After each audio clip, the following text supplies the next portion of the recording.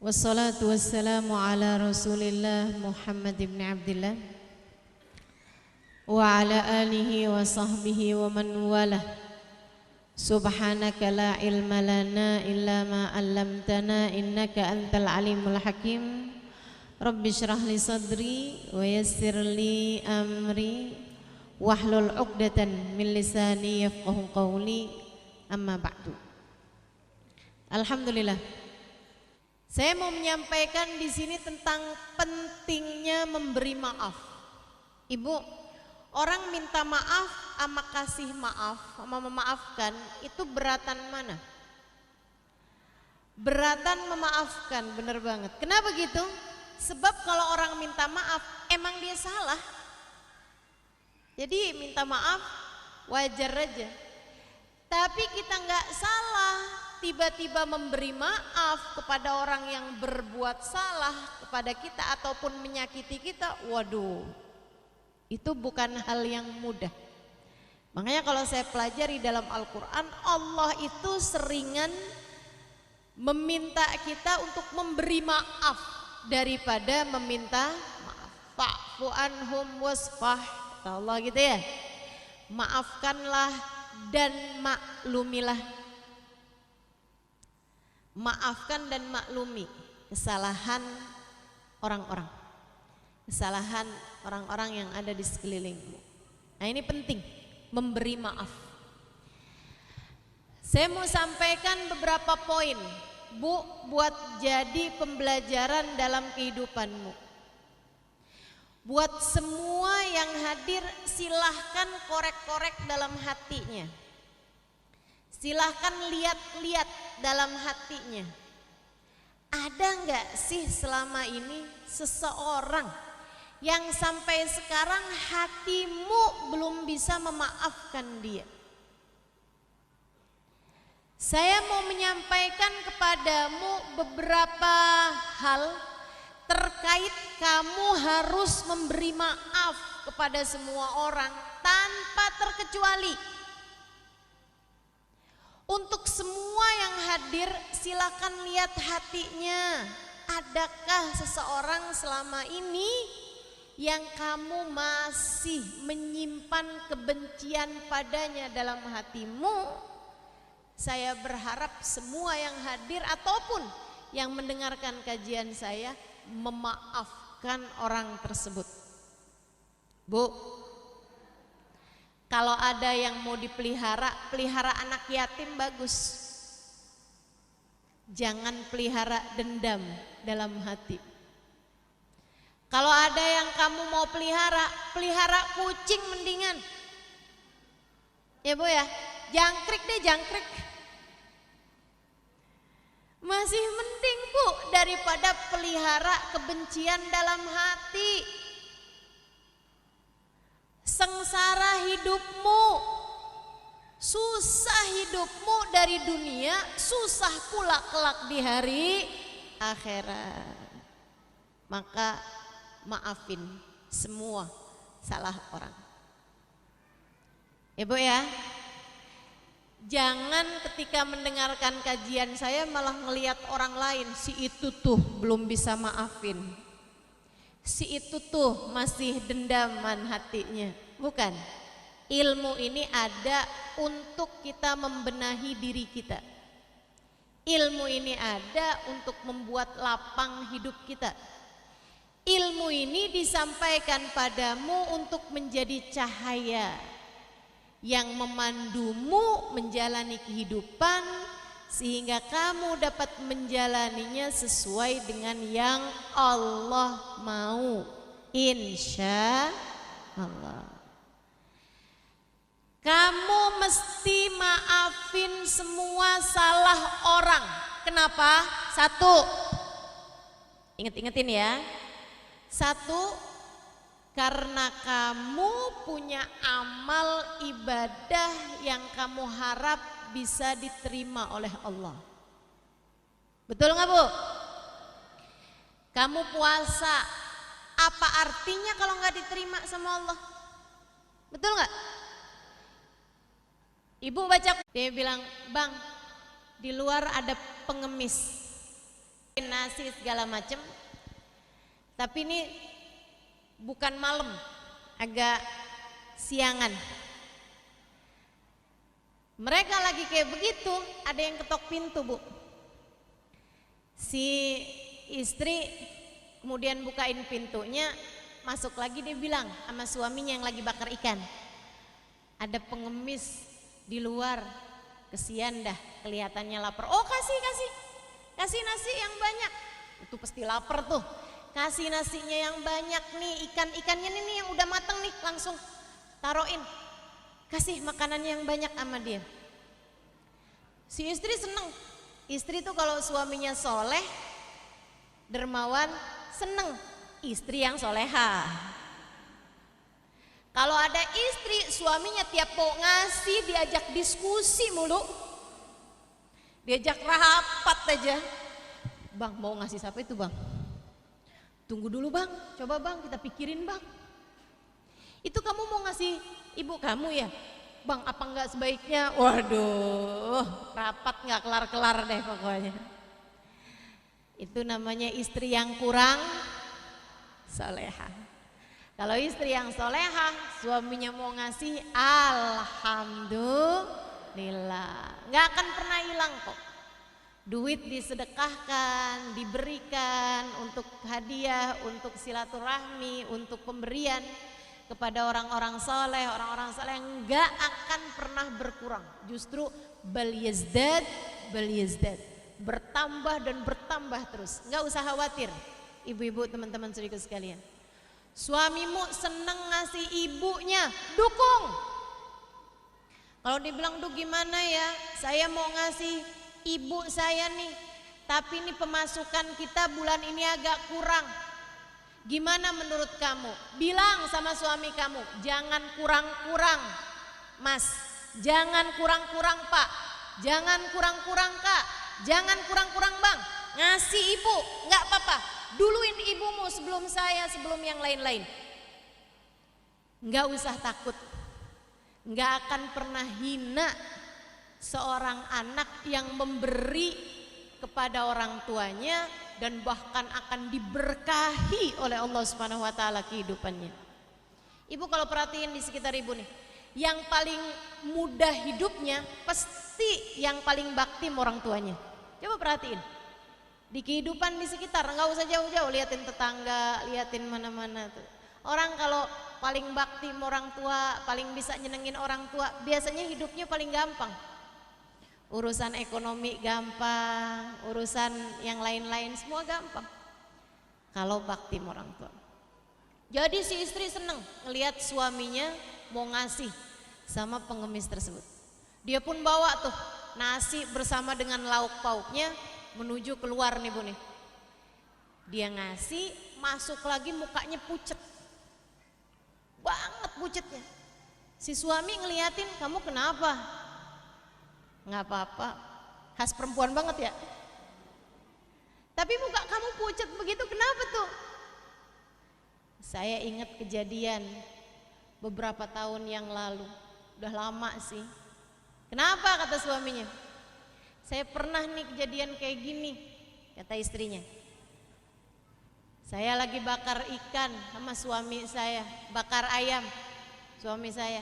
Ada yang minta ngemis, tapi suami saya nggak kasih. Sedih saya. Tapi saya juga mau ngasih, nggak bisa, orang semuanya punya suami saya. Lah terus kamu kenapa sekarang mukanya pucat begitu? Tadi waktu saya mau kasih nasi sama ayamnya, laki-laki di depan pintu itu mendongakkan kepala. Ternyata dia adalah mantan suami saya. Ini plot twist ini ya. Dia bilang ternyata dia adalah mantan suami saya yang dulu tuh, yang diminta ayam bakarnya nggak mau, sekarang dia yang jadi pengemis. Yang nggak mau ngasih kepada pengemis sekarang jadi pengemis. Suaminya nanyain, rumah kamu di sebelah gang yang itu ya? Di jalan sekian deketnya pohon asem? Iya bener. Kok kamu tahu? Dia bilang dulu yang datang ngemis itu adalah saya.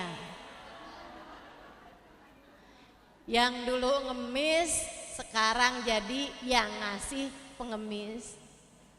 Yang dulu nggak mau ngasih pengemis sekarang jadi. Hidup tuh kayak gitu, Bu. Kayak gitu tuh hidup. Kita sekarang dijahatin orang, mungkin dulunya kita pernah jahatin orang, atau jangan-jangan kapan waktu kita ada dalam posisi yang membuat kita jadi berbuat jahat sama orang. Maka teman-teman saudaraku sekalian, apapun bentuk salah orang lebih baik maafkan. Maafin aja udah. Udah. Berarti nanti kalau saya maafin Ustazah, Allah bakalan balas tuh. Urusan Allah. Membalas keburukan orang lain itu urusan Allah. Kamu nggak usah ikut-ikut campur. Kalau kamu ikut campur, kamu jadinya jadi orang jahat. Ya kan gitu ya? Ya Allah, yang ngambil harta saya ya Allah, balaslah dia ya Allah, bikin dia ditipu sampai habis-habisan ya Allah. Tunggu. Kamu memangnya duit kamu tuh hilang berapa? 100.000. Kok bisa-bisanya kamu hilang duit 100.000, minta harta dia dihabisin semuanya? Itu kan jadinya kamu yang salah, kamu yang zalim. Kalau mau memberi maaf, maafkan. Balas-membalas itu urusan Allah. Kalau bisa malah minta sama Allah, ya Allah, saya sudah memaafkan dia, maka maafkanlah dia ya Allah. Gitu. Maafin. Kenapa kita harus memaafkan? Karena kita juga punya salah.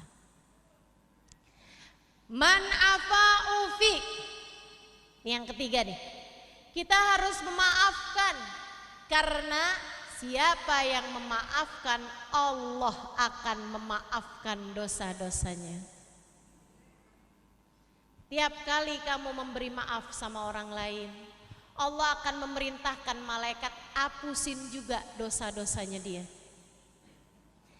Kamu ketika memaafkan orang lain itu adalah sedekah yang membuat dosa-dosa kamu menjadi terhapuskan sebab sedekah kamu kepadanya. Pahalanya besar orang maafin salah orang itu. Makanya sampai ada cerita tuh, sahabat Nabi Muhammad SAW.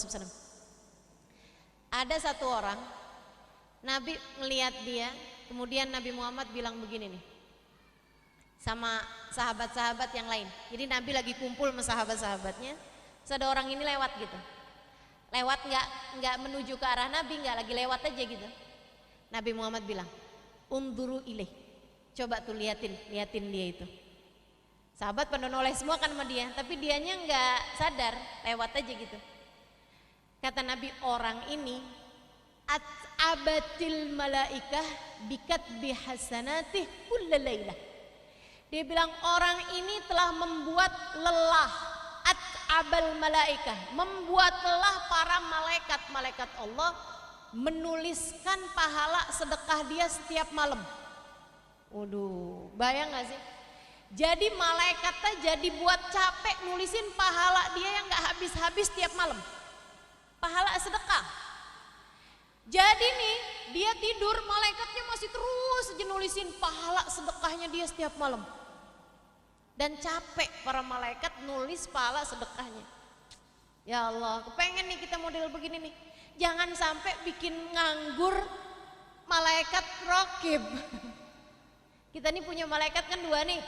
Ada malaikat rokib nulis pahala kebaikan, ada malaikat atid menulis perbuatan dosa, keburukan kita. Bu, kata Habib Ali Habsyi, ya Allah, katanya muslim, kata Habib Ali Habsyi nih, katanya muslim dia, tapi kok ya malaikat rokibnya nganggur mulu gitu.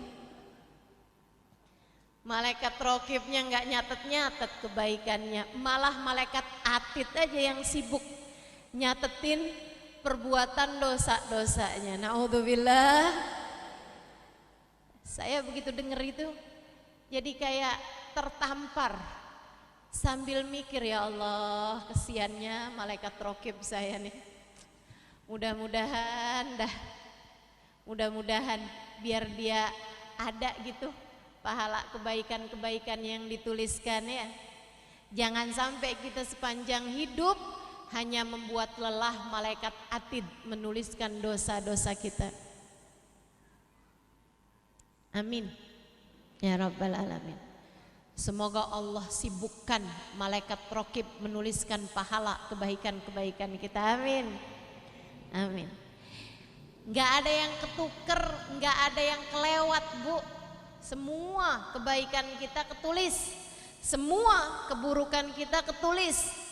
Siapa yang kepengen keburukan-keburukannya, dosa-dosanya dihapus oleh Allah Subhanahu wa taala, maka maafkan kesalahan orang. Nabi nunjuk dia nih sahabat ini, kata Nabi Muhammad, dia nih bikin capek malaikat nulis pahala kebaikan dia tiap malam, pahala sedekahnya. Ada Abdullah bin Umar penasaran, apa sih ini sedekahnya nih? Satu hari Abdullah bin Umar ikutin, mungkin dia kalau malam-malam ada pergi kemana gitu buat sedekah, diikutin sama Sayyidina Umar, ditungguin depan pintu rumahnya, Bu. Ternyata habis selesai sholat isya berjamaah, dia pulang beli satu roti, dibawa pulang, dia makan rotinya, habis itu tidur. Sayyidina Ibnu Umar, waduh, kok saya nggak dapat apa-apa nih? Mungkin di dalam rumahnya, mungkin dia di dalam rumahnya banyak berzikir, banyak ini banyak itu, penasaran. Sampai Sayyidina Ibnu Umar ikut nginep di rumah orang tersebut. Saya lagi ada masalah nih dalam rumah, boleh nggak saya numpang nginep di sini? Karena penasaran, pengen tahu sedekahnya setiap malam tuh apa. Diinepin sama Sayyidina Ibnu Umar semalam, nggak dapat apa-apa. Malahan dia itu tiap malam beli satu roti, karena orang sangat miskin. Rotinya sama dia dibelah dua, setengah dikasih sama Ibnu Umar, setengah dia makan. Dia bilang, maafkan saya Ibnu Umar, saya nggak punya lauk apa-apa, saya cuma punya ini aja. Jadi silakan makan separoh, saya makan separoh ya. Kata Sayyidina Ibnu Umar, biasanya kamu makan semuanya? Iya, kalau nggak ada tamu. Saya makan satu roti. Waduh, Sayyidina Ibnu Umar jadi merasa bersalah juga itu ya. Ini orang miskin nggak bisa sedekah apa-apa, kenapa kok bisa bikin lelah malaikat menulis pahala sedekahnya tiap malam? Malam kedua, karena malam pertama nggak dapet jawaban, dinginepin lagi sama Ibnu Umar malam kedua, nggak ada apa-apa juga. Malam ketiganya nggak ada apa-apa juga. Nah, orang kalau nginep di rumahnya orang tuh paling banyak 3 hari, ya. Bertamu di rumah orang, nginep di rumah orang, ikut makan di rumah orang paling banyak 3 hari. Kata Nabi Muhammad kayak begitu, ad-diyafah salasata ayyam. Diyafah, jamu tamu itu 3 hari. Kalau udah 3 hari nggak pulang-pulang, kita boleh tuh tunjukin warung Padang. Boleh, tapi yang nggak baik juga ya. Teman-teman sekalian, jadi habisnya 3 hari Sayyidina Ibnu Umar pamit. Kata Sayyidina Ibnu Umar, udah saya mau pulang aja, sebenarnya saya tuh nggak ada masalah apa-apa lah dalam rumah. Kemarin itu saya cuma mau nyari alasan sama kamu, maafkan saya cuma mau nyari alasan biar bisa nginep di rumah kamu, karena saya pengen tahu pahala sedekah kamu selama ini. Kata dia, saya nggak punya pahala sedekah, boro-boro sedekah buat makan sendiri aja susah. Kenapa kamu bisa yakin kalau saya punya pahala sedekah, wahai Ibnu Umar? Kata Sayyidina Ibnu Umar, karena saya dengar Nabi Muhammad bilang, ketika melihat kamu, Nabi Muhammad bilang, ini adalah seseorang yang telah membuat lelah para malaikat menulis pahala sedekah kamu tiap malam. Jadi saya pengen tahu sedekah kamu tuh apa. Laki-laki ini kemudian bilang, Oh, Masya Allah, betapa baiknya Allah kepada saya. Apa itu? Dia bilang, saya setiap malam sebelum tidur saya berdoa, ya Allah, kalau pada hari ini ada seseorang yang menyakiti saya, menfitnah saya, membicarakan aib saya, mengambil hak saya, memperlakukan saya dengan tidak baik, kalau sepanjang hari ini ada seseorang ghibah saya, namimah saya, fitnah saya, apapun kesalahan orang kepada saya, ya Allah, saksikanlah saya sudah memaafkan mereka semuanya, dan maafkanlah mereka semua di sisimu ya Allah. Jangan hisab, jangan adab mereka atas perbuatan mereka terhadap saya, dan jadikan ini sebagai sedekah saya buat mereka. Bikin capek para malaikat nulis sedekahnya tiap malam. Masya Allah. Bisa diamalkan? Insya Allah. Udah, nggak usah susah-susah maafin salah orang. Orang ngomong kasar, orang ngomong nggak enak tentang kita, ya biarin aja. Nggak apa-apa, Bu, nggak apa-apa. Dek, nggak apa-apa. Ada yang katanya mau ngelamar tapi nggak ngelamar-ngelamar. Nggak apa-apa, biarin aja. Ada yang cuman PHP-in ya, pemberi harapan palsu. Aku akan datang ke rumah ayahmu, tapi ditungguin berapa kali lebaran nggak datang-datang. Dah nggak apa-apa. Maafkan kesalahan orang lain kepadamu. Ada yang berusaha merebut warisanmu misalnya, nggak apa-apa, biarin. Orang mau bikin salah sama kita apapun aja, maafkan agar kamu mendapatkan ampunan banyak di sisi Allah, agar kamu mendapatkan rahmat banyak di sisi Allah, biar kamu mendapatkan pahala yang banyak di sisi Allah Subhanahu wa taala. Maafkan aja kesalahan orang kepadamu. Insya Allah. Maafin, insya Allah. Teman-teman sedikit sekalian saya muliakan, yang terakhir nih, udah terakhir aja ya. Kalau ada orang kamu lihat ngambil sampah, terus sampahnya itu ditaruh di dalam rumah, taruh di kamar, taruh di dapur, taruh di ruang tamu gitu. Itu orang normal apa nggak normal kira-kira? Misal kamu lagi mau masuk ke dalam rumah, tiba-tiba ada tai sapi depan rumah. Kamu bilang, waduh, kurang ajar nih, siapa nih naruhin kotoran sapi nih depan rumah saya nih? Kamu marah, kamu kesel. Siapa sih nih yang bisa-bisanya naruhin kotoran sapi nih? Kamu ambil tuh kotoran, kamu bawa masuk, kamu taruh di dapur, kamu taruh di kamar. Nih ada yang naruhin kotoran sapi nih, kamu taruh di meja tengah, kamu taruh lagi di ruang tamu gitu. Itu orang normal apa nggak normal kira-kira? Otaknya itu loh. Kalau kamu nggak suka, buang. Kalau kamu nggak seneng, buang.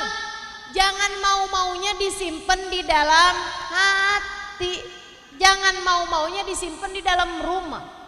Maka demikian pula kalau ada orang berbuat jahat sama kamu, buang.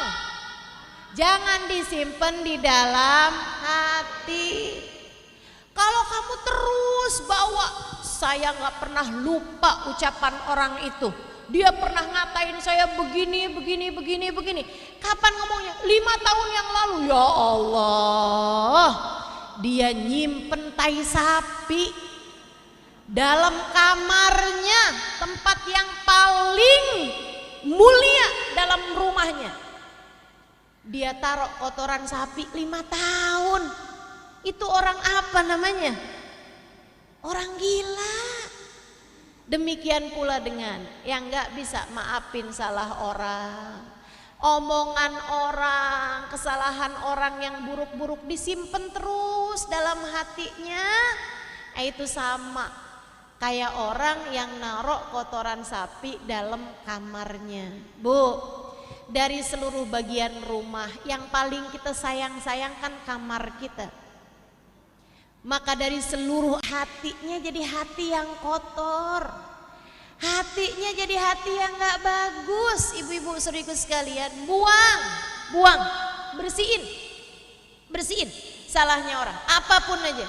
Gimana caranya? Maafin. Tiap kali kamu maafin salah orang, kamu lagi nyapu halaman rumah hatimu. Sampai hatinya jadi kosong dari kesalahan orang. Makanya orang kalau hari lebaran kan gitu, kosong-kosong ya. Apanya tuh yang kosong? Maksudnya saling memaafkan. Kesalahan orang biarin kosong di dalam hati kita, sehingga kita kembali menjadi fitrah. Hati kita jadi bersih lagi. Kan begitu ya? Maafin salahnya orang. Gitu. Jangan mau nyimpen dalam hati kecuali yang paling bagus. Apa yang bagus?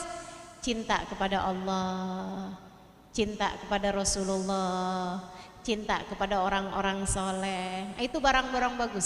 Simpen di dalam hati. Ilmu yang bermanfaat, simpennya di dalam hati. Nanti takutnya kalau hatimu kebanyakan kebencian, kebanyakan dendam sama orang lain, mau nyimpen yang bagus-bagus jadi susah. Ingat hadisnya Nabi Muhammad susah, ingat ayatnya Allah susah. Makanya ibu-ibu nih, kalau lagi belajar, kalau lagi ngaji tuh, gitu ya. Kalau ibu-ibu bilang kayak gini, kenapa ya saya tuh kalau ustadzah ngomong gitu, kayaknya sih saya dengar, saya ingat, tapi begitu keluar lupa lagi gitu. Ada yang kayak gitu? Itu seringnya karena hatimu tuh kebanyakan isinya.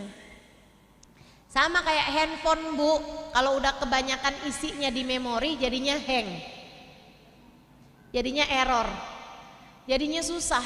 Mau dimasukin memori-memori baru susah. Caranya dikeluarin dulu, hapusin dulu.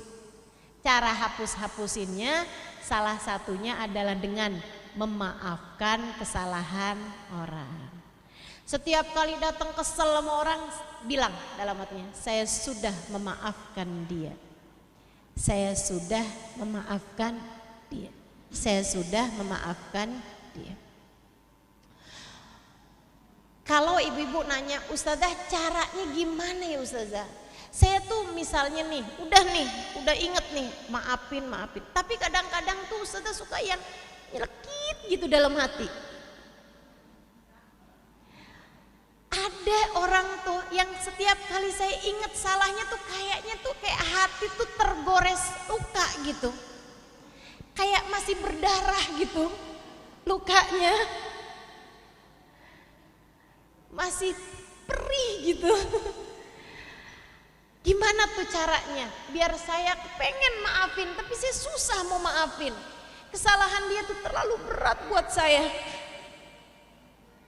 Kalau begitu bu, ibu harus ingat satu hal.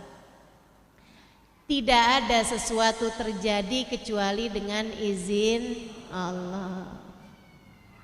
Ustazah, ini masalahnya yang nyakitin saya nih ustazah, mantan suami saya sendiri. Tiap inget tuh gitu, perih rasanya hati ini. Saya susah mau maafin dia nih ustazah. Gimana coba?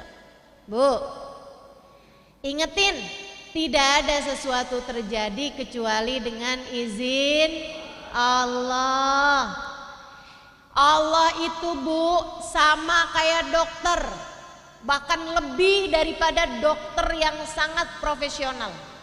Dan kita ini adalah para pesakitan. Kita ini adalah pasien-pasien, ibu-ibu sekalian, yang datang dalam kehidupan kita, yang pahit-pahitnya itu Bu seperti pil pahit yang diberikan oleh seorang dokter kepadamu. Ada nggak yang ketika dikasih pil pahit itu, dokter nih kurang ajar sama saya. Masa saya dikasih pil pahit, dokter jahat dokternya sama saya. Masa gitu? Dokternya bilang, ini tuh saya kasih buat kamu biar kamu jadi sehat. Kenapa dokter nggak bolehin saya makan es krim? Kenapa saya nggak dikasih aja gitu? Di rumah sakit ini kenapa saya nggak dikasih es krim, nggak dikasih rujak, nggak dikasih cabe gitu yang banyak ya, biar makannya seger gitu. Kenapa saya nggak boleh makan semua makanan-makanan itu? Dokternya bilang, karena kalau kamu makan yang seperti itu terus-terusan, kamu jadinya sakit dan gak sembuh-sembuh. Semua yang datang dalam kehidupanmu ini yang pahit-pahitnya adalah pil-pil pahit yang diberikan seorang dokter, yaitu Allah Subhanahu wa Ta'ala kepadamu untuk membuatmu menjadi sehat, untuk membuatmu menjadi kuat, untuk membuatmu menjadi seseorang yang semakin lebih naik tingkatan kedekatannya dengan Allah Subhanahu wa Ta'ala. Tambah gede sabarnya, tambah gede syukurnya, tambah kuat imannya, tambah kuat Islamnya. Kalau kamu bisa senantiasa bersyukur atas apapun yang Allah berikan kepadamu. Termasuk ketika kamu disakiti sama orang lain, itu Allah loh yang bikin. Ujungnya Allah juga, nggak ada sesuatu terjadi kecuali dengan izin Allah. Maka itu pil-pil pahitnya ambil, bismillahirrahmanirrahim, habis sudah. Lupakan kesalahan orang tersebut, karena sejatinya tidak bisa terjadi apapun kecuali dengan izin Allah. Jangan malah ketika disakitin suaminya misalnya, suaminya berpaling hati misalnya, ya Bu ya, kamu malam-malam malah bilang, ya Allah betapa sangat kejamnya suami saya ya Allah, saya mengadu kepadamu ya Allah. Kata Allah, orang saya yang bikin, kamu mau mengadukan saya kepada saya? Ya Allah, kenapa saya harus sakit seperti ini ya Allah? Kata Allah, saya yang kasih. Ya Allah, betapa luka saya perih sekali ya Allah, saya yang kasih, kata Allah. Betapa sangat pahitnya kehidupan saya Allah, saya yang kasih. Allah bahkan mengatakan, malam yarda biqadai, siapa yang gak terima dengan keputusan saya dalam kehidupan, silahkan cari Tuhan lain selain saya. Wow, serem bener. Artinya gimana? Allah Subhanahu wa Ta'ala mengusir kita dari keimanan apabila kita tidak menerima terhadap perlakuan buruk yang orang lakukan buat kita. Teman-teman saudaraku sekalian saya muliakan, Nabi Allah Zakaria alaihissalam itu Bu dijahatin orang, dikejar-kejar mau dibunuh. Nabi Zakaria lari tunggang langgang, mau dibunuh sama orang. Nabi Zakaria lari sampai masuk ke dalam hutan, sembunyi dalam hutan. Masih terus nih Nabi Zakaria masih lari nih dalam hutan nih, orang-orang masih kedengeran suaranya nih. Nabi Zakaria di tengah hutan seperti itu, tiba-tiba ada satu pohon ngebuka. Wahai Nabi Zakaria, masuklah ke sini, aku akan menyembunyikanmu. Nabi Zakaria masuk dalam pohon, pohonnya nutup lagi, jebret. Nggak kelihatan, orang nggak kepikir ada yang sembunyi dalam pohon. Orangnya ngejer nih, lari sampai di dekat pohon tersebut. Nabi Zakaria ada di dalamnya. Wah, kemana tuh Nabi Zakaria? Kemana tuh Zakaria? Mereka udah siap-siap Bu mau bunuh Nabi Zakaria. Nabi Zakaria selamat dalam pohon. Subhanallah, takdir Allah memang lain ibu-ibu sekalian. Nabi Zakaria ada setan yang lihat waktu Nabi Zakaria sembunyi. Setannya ngasih tahu sama orang. Mau tahu nggak di mana Nabi Zakaria? Di mana tuh? Sembunyi nih dalam pohon sini. Oh gitu. Yaudah kalau gitu kita ambil gergaji. Bu, diambil gergaji, Bu. Gergaji yang panjang itu. Mereka bilang kalau gitu Nabi Zakaria kita gergaji aja. Subhanallah, di gergajinya enggak dari samping ke samping, tapi dari atas ke bawah. Kebayang gak tuh kayak apa sakitnya? Jadi Nabi Zakaria tuh dari atas gitu gergajinya dimasukin gitu ya. Begitu udah tembus dari batang satu ke yang lain, maksudnya udah nembus nih gergajinya nih, baru sama mereka digeret.